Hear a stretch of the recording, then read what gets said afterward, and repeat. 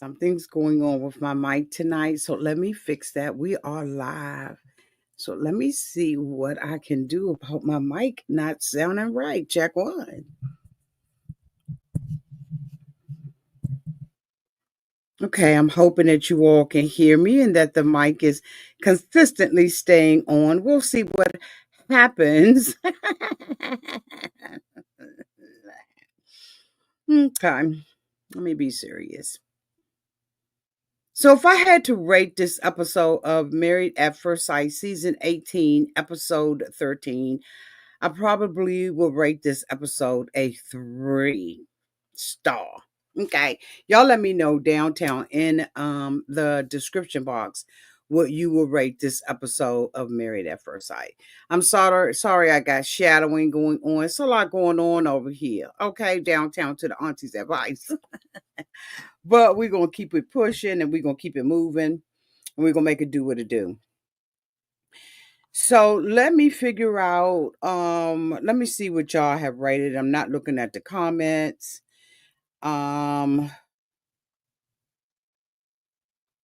Okay, so let me go back over to where I was. Let me bring these people up. Let me bring these people up.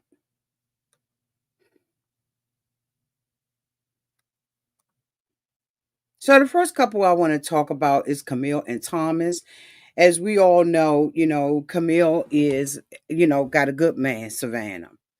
And she playing games, in my opinion. So this particular episode, they did a whole lot of stuff with the experts coming in, trying to assist them in spicing up the relationship.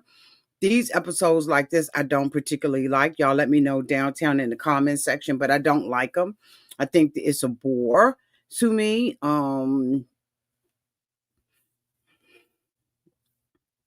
So Camille, so Camille, is into the kinky stuff, and so Dr. Pia comes and she has, a little kink box for them, right? Because she wants to see, basically what their kink level is. Thomas is so falling for Camille that he's almost willing to do anything. And so we see the two of them, basically go downtown to the bedroom and they tying each other with ropes and they're using those, massagers and stuff like that. And she is, ready to do some damage to him. The next couple that I want to talk about is Juan and Karla. Same thing. They wanted to spice their relationship up by doing, tantrics, whatever, that stuff, whatever you call it. They wanted to spice the relationship up with that. They asked Juan, basically Juan, how was going to meet her family, and all Juan could talk about was the food. He's just not into Karla. He's not into anything that has anything to do with Karla. And he's just going through the motions at this point. Like, seriously, Juan is going through the motions. He is doing a better job, I think, than any of them of trying to make it to decision day. And it just is what it is with him. Karla seems to think that, things are moving along. But, I think that she's at this point playing up for the cameras. And I think that a lot of these couples now are at the point now where they're playing up for the camera. Okay, who's the next couple that we're going to talk about up in this month? Okay. The next person that I want to talk about is Madison and Allen. Now, of course, Madison and Allen, we all know that, she's not into Allen, but Allen is into her. And so in this particular episode, we see, them, playing like a game and all of that kind of stuff. And, the game was basically having them to ask each other questions, about sex will get you off, what do you like to do? Do you like to scoop or do? But it like dumb, right? But then it got down to the end of the game. And when it got down to the end of the game, the two of them went freestyle off of the thing. And so they start talking about, what was your first impression? Now, mind you, we have watched Madison all throughout this season tell Allen that basically he ugly. He doesn't know how to dress. Um, no matter what he does, no matter what he shared, even when he shared his letter, she said, "Don't get it twisted. This is not going to get you in the drawers." So on this particular conversation, Allen tells her what he thought about her. He told her that he did not really know how to form the words, but he was going to try. He said, "So don't get offended." Right? It's something I want to say, but I just don't know how to say it. So, for lack of a better term, I'm going to say that I thought you was transactional.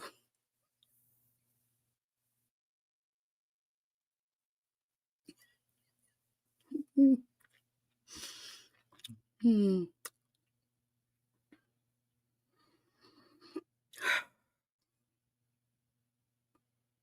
You're transactional, young.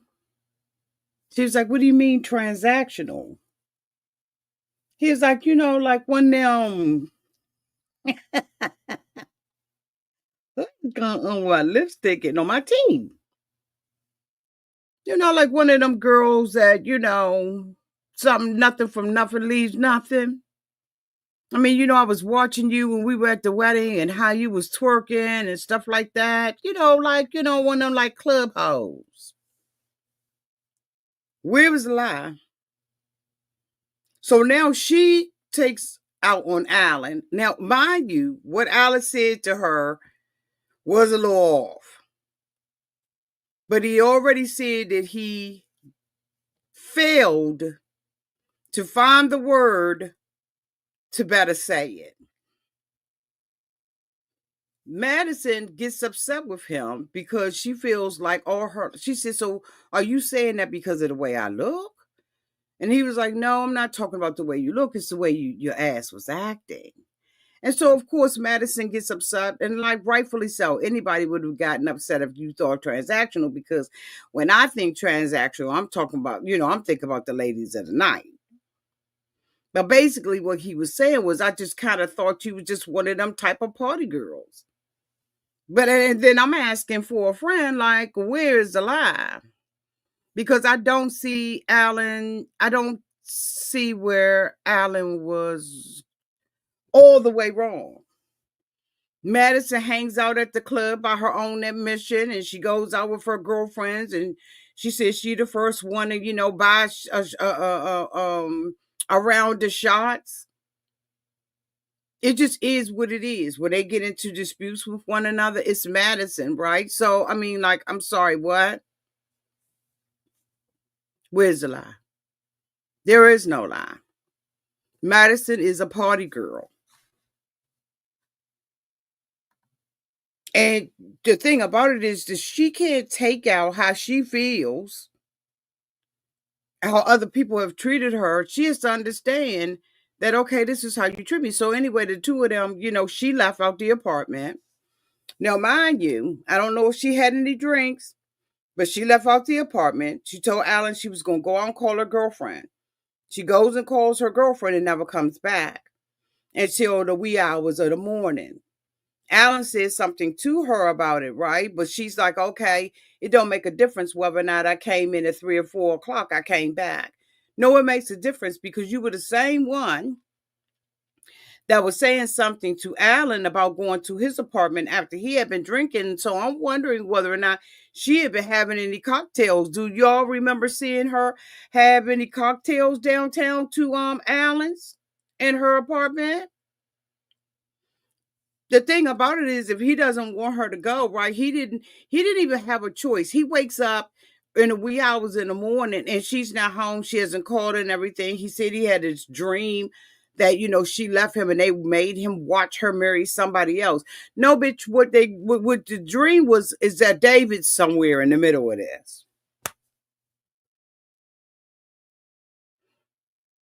The dream is that there is another man who is interested in your wife, who got married at first sight, bitch. The dream is a revelation, an angel tapping on you. Let's say it's an angel or a devil. Either way, they on both sides of his, and they saying, "Alan, there is someone else that is married out. You know what? Y'all don't understand me. I'm trying to tell you that this is more than intuition. You know how sometimes, there are situations and circumstances that you see in front of your eyes, right? Your heart is telling you one thing, but your head is saying something else. And then after a while, the two of those things come into conflict with each other. And you find yourself in the middle. And because you don't want to believe your head, but you want to believe your heart, but you know that your heart has failed you in the past. So you know you really need to be leaning into what your head has told you. And I really truly believe that this is where Alan is in this relationship, and that's why he had that dream, because David is moving in on this girl, like point blank into the period. When they had a part in this episode where the girls was sitting downtown at the club. I mean, at the Carla had decided she wanted to get the girls together, right? And they was doing that, little, she had a little bowl and all that kind of stuff. And the guys was at the gym. During that time, during that conversation, right? Michelle was starting to tell the girls about what had happened with her and David, and we'll go over that. And Carla got caught up in the middle of this shit, okay? Because Madison was trying to put Carla in the middle of we was together. Carla said, I left. But whatever, it'll all be revealed. It's gonna all come out. And the look on the end of Carla's face was, if Carla knew that it was some shady shit going on, that maybe they left out the restaurant at the same time, but they got in separate Ubers, bitch. The look on the end of Carla's face, it told it all.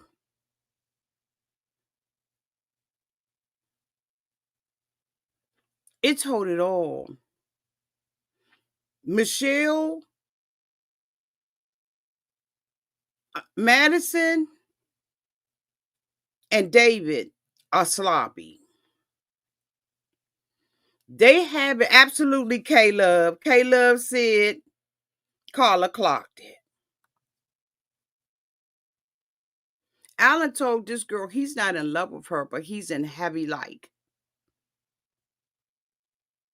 And she couldn't do anything but say thank you. How arrogant. She couldn't say nothing but thank you to the man. What the is going on with this lighting? Oh, this is stressing me out. Y'all just don't know how bad this is stressing me out. It just really is. So she's gonna go down, and it's gonna really go down.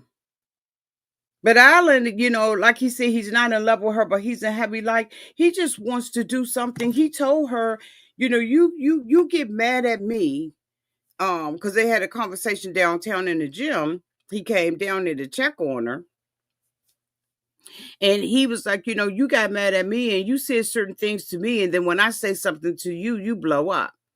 And she said that she just wants him to show her empathy. He was like, when have I not? Where have I not shown you any empathy? This is a hot ass mess express. They're getting on my nerve. And I'm telling you right now, when it hit the fan, we're going to be here and we're going to laugh, gag, and drag their asses. Okay. I cannot wait for Madison and David to be exposed for what they doing.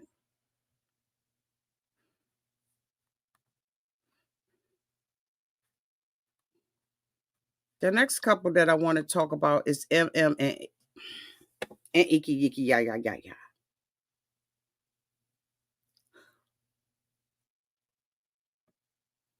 Ikechi, ya ya ya ya calls Emem and tells Emem to meet him at a ice cream shop. The first thing I said in my mind is, why he not picking me up for today? Why I gotta meet him? Is this an ice cream shop that's downstairs in the lobby of my condo? Why the fuck couldn't he pick me up if he wanted to take me out on a formal date? A guy that is into you, as we know that Iki Yiki Yaya is not into her at all. he would he would roll out the red carpet to see you again. If he had any feelings for you, he'd be flop. This motherfucker don't bring nothing but a deck of cards, bitch. And you know what the bad thing about it is? This is not a reflection of MM. This is a reflection of Icky Icky Ya Ya Ya Ya, Mr. Sassy Clown. This is a reflection of him, who he is in the inside. She is the person that he sees as a trash can that he can dump all of his bitterness, all of his hurt, his abandonment, his self-esteem. He can dump that in her trash can. And I'm waiting for MM to say it's full and I put the lid on it. I'm not your dumping ground. You're not gonna come over here with that bullshit. I'm just waiting. Anyway, she meets him at the ice cream parlor. She ain't talked to the bitch since he left her house that Sunday, on God's Sunday. He come in there looking stupid. That's the dumbest looking man. Help me, God, because I said that I was going to be calm. And so I need you to help me because I'm going to be putting all my energy into orders. He comes in there and act like it's killing him to speak. He's only doing this to save face and throw some more shit in the game. So he orders he's like, what kind of ice cream? He didn't even have ice cream, son of a bitch.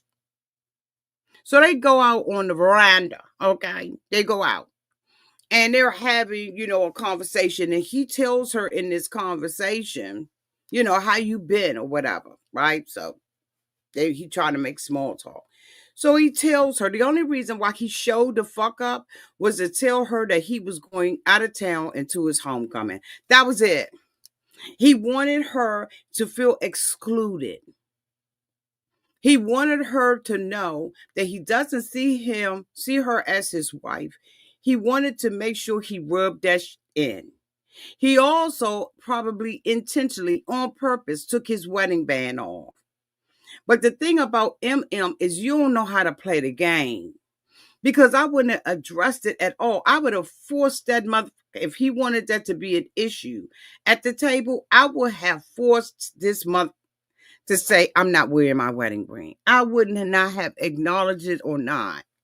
And I'm sure that hindsight is 2020. And that after this show is over, MM is going to go back and say, you know what? I wish I had not done this. I wish I had not done. I would not give him my fucking energy. He's not, it appears that there's a lot of things that he lacked because he did not have a father in his life. And he's never even tried to do better. When the guys was down at the boxing thing, they had asked whether or not any of them had heard from Emem, and they haven't even heard from him. He's out of this experiment. But he still wants to make sure that he degrades, embarrasses, demeans Emem. She, by her own admission, said that she know that he's not her husband. When the girls was sitting around and everything, and she was telling them, she was like, he don't want this. So, if you know he doesn't want this, what? But she wants to tell the girls that, girl, oh my God. So she's sitting at the table with him, and, he pulls out a deck of cards. I said, boo, this is not Southeast DC. That's so hood. That's so hood. And he want to play blackjack. Motherfucker, let's play spades. So I can run a Boston on your... And we're going to play, let's play spades. And he making small talk with her. And when he said that he was going to the homecoming, y'all, she was like, he was saying that he was going to see his mother and stuff. She was like, oh, I would like to see your mother. For what, MM? That was MM's way of trying to see whether or not he was going to invite her. MM, you knew he wasn't because you didn't even know about the homecoming before you sat at the table. And I'm sure he booked his fucking flight. But she says, "Oh, I would love to see your mother again." He said, "God damn." His whole facial expression changed. And he was like, "I mean, if I have to, I mean, I guess I'll call your ass while I'm there.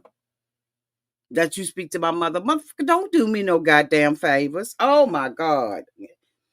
I don't know when she's going to wise up, when she's going to play the game that need to be played, but I'm so sick of her looking like she's so weak because this is an intelligent woman and she's not weak at all. And then when she asked him, she said, "I noticed you don't have your wedding ring on."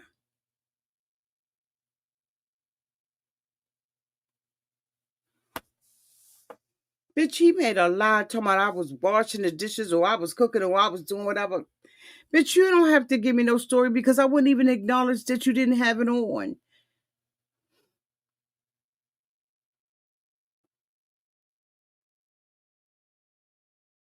Then now she back to calling him husband.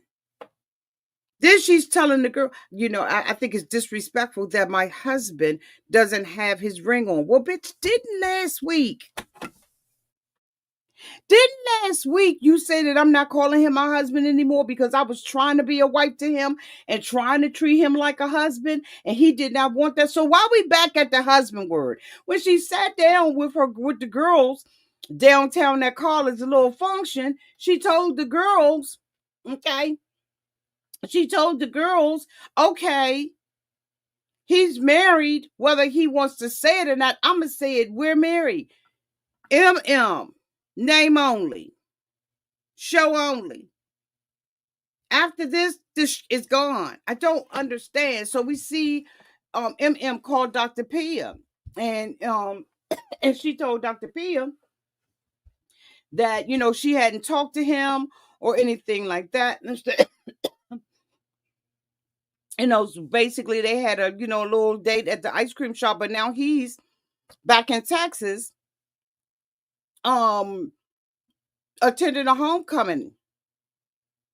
And Dr. Pia tells her, "You need to call and just say I wanted to see whether or not you landed, whether or not you safe, and whether or not you got there." This motherfucker don't care if I had a house fire. He don't care about my dog, my dog, and nothing that's concerning me. So why in the whole hell? She was like, "I don't have it. My mental can't take it." No, I'm not calling him. But why would Dr. Pia suggest that when this woman hasn't even talked to him?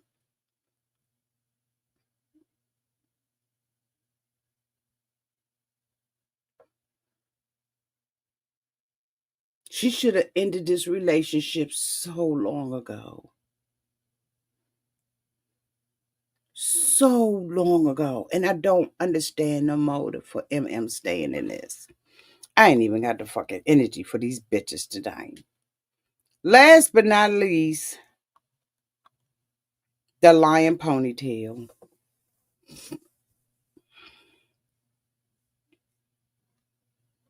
David about a lion ponytail switching up on the side of his head, looking a little.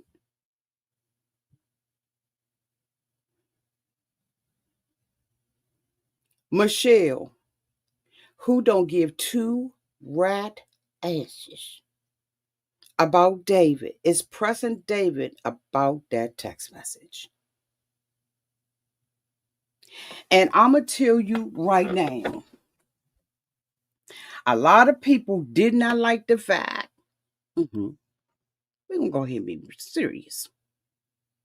A lot of people did not like the fact that I made comments about David and his non apartment. They didn't like it in my comment section, and I ain't give a fuck because I saw through David. David ain't got nothing. He don't have a savings account. He live at home with his mother and father and hoping that they ain't got to wash no uniform late at night with a dry and the washing machine is going in his fucking ear. David is a bum.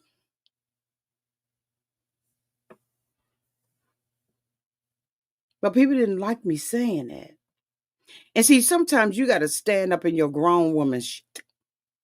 Because when you see somebody that ain't You got to say you saw somebody that is anxious, and you got to treat them like they anxious. That's how he should have been treating Michelle. Instead of cheating, he should have straight out told them, I got a girlfriend up in this mother. I'm seeing Cindy, Veronica, Lakeisha, Tanya. I'm seeing everybody. And everybody that I'm seeing, I'm at off Tinder, bitch. I swipe left, swipe right, swiped up, and swiped down. I'm seeing everybody. Because at that time, he would have come out cleaner in the wash. But now he's tainted and stained, and we're seeing the trash David is with his non-line ass.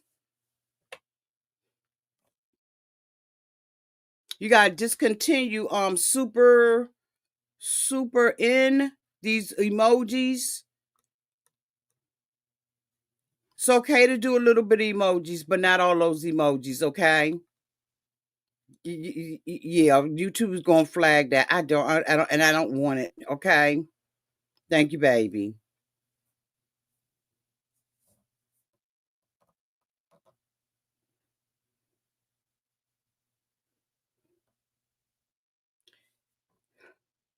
Michelle is in her element.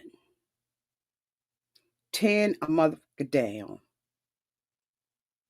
Michelle is right in her groove, making this motherfucker feel bad because she has been on the after shows and she knows she's coming off bad.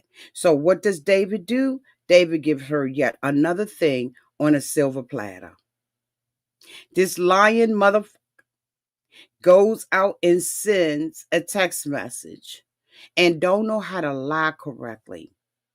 Last week when we did the review, if you have not seen it, we gave up all kinds, we provided all kinds of legitimate excuses he could have used. But instead, he brings his cousin Denise into it. He doesn't produce anything. He doesn't give a reason why. And then he's on edge. Because anytime that a man or a woman becomes defensive like that, you already got him up against the ring. But Michelle is looking for that knockout punch. She is looking to knock his ass out. So David, Michelle is having a meeting with Dr. Calvin. She tells Dr. Calvin what's going on. But trust me, Dr. Calvin, Dr. Pia, and all of them know what's going on. They all know what the fuck is going on. All of them. They even know who's cheating. Because Dr. Pia asked a question, and I can't remember it was, to Madison that led me to believe she knows some shit.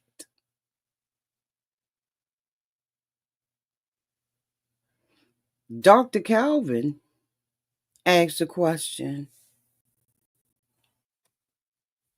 They know David is cheating with Madison. And if he's not cheating and has not gone all the way, he is pretty clear that they have been doing some things that just don't look right. So Madison now has the upper hand on David. When David has been trying to bullshit us and make us think it's raining, well, he got his D out.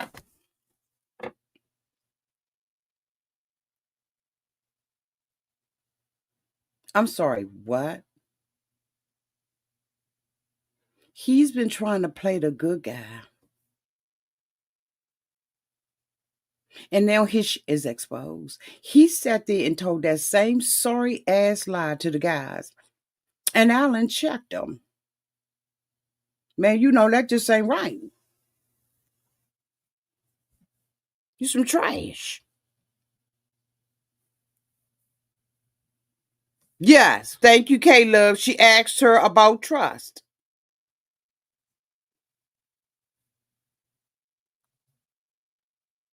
So She just sat there and told Dr. Calvin everything that's going on. And Dr. Calvin had the same reaction we did. This motherfucker lying. He comes in there and Dr. Calvin got this look on his face like, mother. And he always looked like he worked at the park picking up trash. So he comes in there. He already got his guard up because he know what the fuck is going on. But Michelle is some bullshit. And that's what makes me extra angry about him because he could have dragged the fuck out of Michelle. He could have said, even at the honeymoon, you had me sleeping outside at the resort. So it just let me know that David's just not that intelligent. He just not that intelligent. Anyway. So we go through the bullshit with her telling Dr. Calvin, what happened with David, and Dr. Calvin is challenging David. David, what happened? David tells him the same old raggedy ass story. And Dr. Calvin, like, now, that sounds strange. Let's get Cousin Denise. Michelle, you need to get the receipts. Let's get the receipts from Cousin Denise. I ain't bringing her in it. Dr. Calvin says she is in it. She is in the shit. You cannot erase your cousin. You brought her in. Michelle is gloating and has the audacity to say that she got triggered by what David did because her mother and father split up because of infidelity. But I could have sworn that Michelle ain't never lived with the parents. They never lived together. So what the fuck? Wasn't like Michelle came from a household where her mother and father was living together, and then all of a sudden around 12, 14, 9 years old, they separated. Bitch, they never lived in the same house. So how in the fuck, what are you talking about? You see the bullshit she's getting away with now? She gets to get away with that.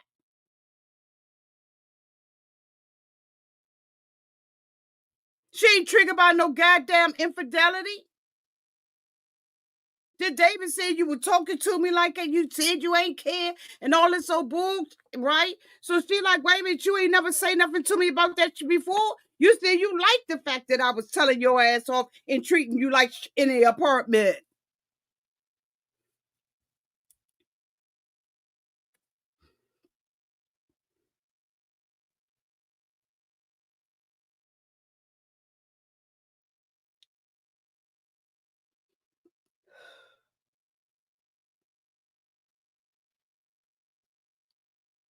Why didn't you tell him?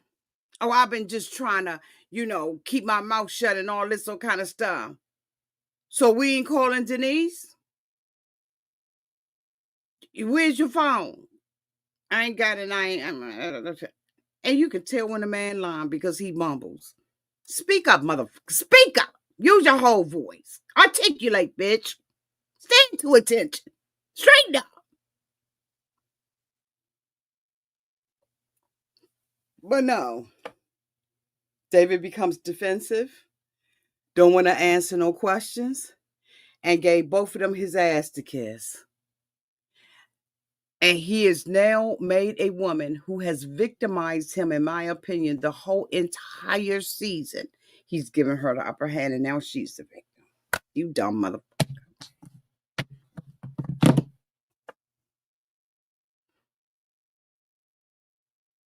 They get outside.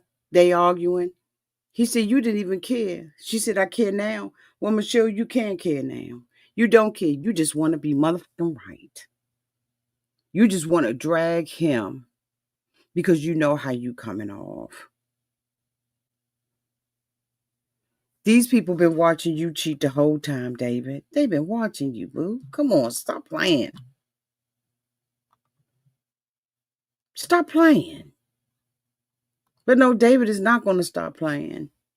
Because David got his ass on an after party, and when Keisha Knight pulled him, asked him whether or not he was cheating 2 different times, the bitch said no. But he did admit that it wasn't his cousin. Well, it's too late to admit that now because here's Michelle. Got Denise's phone, waiting for the camera people. Called Denise. Denise said, look, my cousin called me with that bullshit. And I told him, I ain't got it to do. I ain't lying for you. I don't condone that bullshit. Get my name up out of that.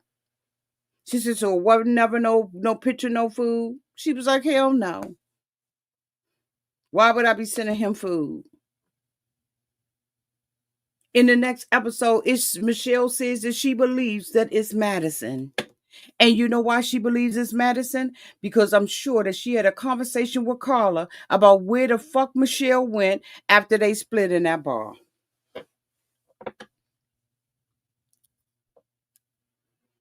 Madison has already had a conversation with Karla, because I know I would have. She didn't already had a conversation with Karla. Oh my God.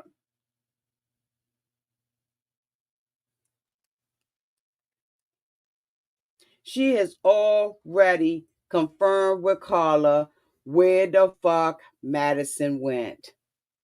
When they sat down there on that floor and she began to tell the story, Madison got a good kiki and a caca, and she was the only one that was sitting up there other than Karla, not Karla, what you call 'em, trying to give advice. Madison, stand down. Your guilt is slipping.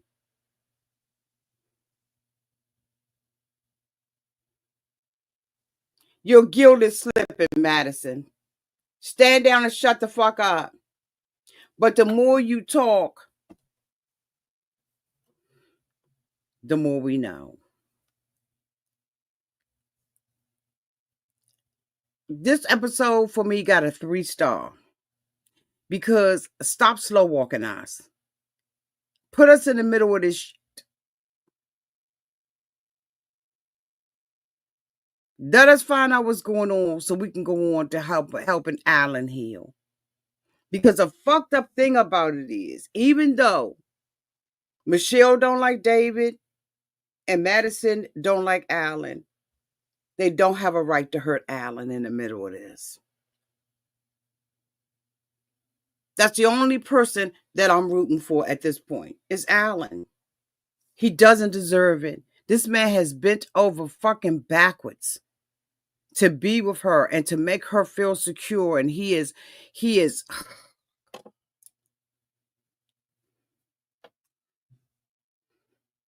he's a phenomenal man. And he doesn't deserve this from any of them. All three of them. Thank you so much, Miss Teresa, for the $2 super chat. This is scandalous. Absolutely, Miss Teresa. Absolutely, Miss Honey. Justice for Allen. This is sad because this man is innocent. He's doing the program. He's been rejected by this woman left and fucking right. And then she had the nerve when Allen told her she was for the streets to say that this night may have gone somewhere. Her and Michelle, bitch, I'm trying to tell you, don't be no bitch. They're Karens. These are the type of bitches that will, in my opinion, that will set your ass up and act like they ain't had nothing to do with it. And as a matter of fact, you know what? I was gonna say something about Michelle's roots, but we ain't gonna go there. Because this facade that she is giving him, or this blonde-haired, blue-eyed woman, it's a facade. And then when I looked at Madison tracks, I was like, them tracks is so old in her head. Them bitches looking gray. This is disgusting how they are treating this guy. And Alan's going to be devastated. And it's going to blow the whole group up. But I swear, y'all watch and see if Karla don't bring her ass out to the front. Because she was like, he was looking for you. He went to go and see y'all. Michelle was like, Madison was like, Karla was there too. Cover up. She said, I wasn't there long. He was with you the whole time looking for your phone. Get my phone that got stolen.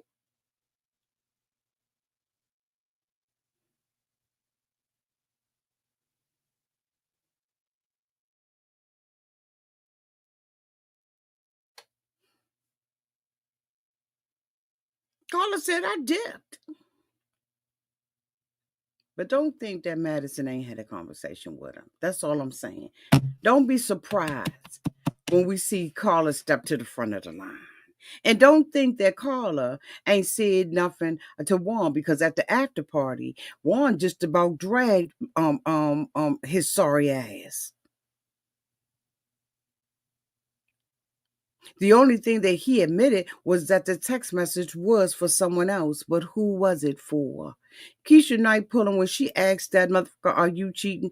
And he said, "No, honey." Her face was so some kind of up. So we'll see. We will see how this ends. Y'all let me know downtown in the comment and in the replay section, replay comments. I'm curious to see what y'all think about this. Thank you so much, Miss Teresa, for the super chat. I appreciate you all. I love y'all. And until we talk again, y'all be safe out there in those streets and in the water. Bye, y'all.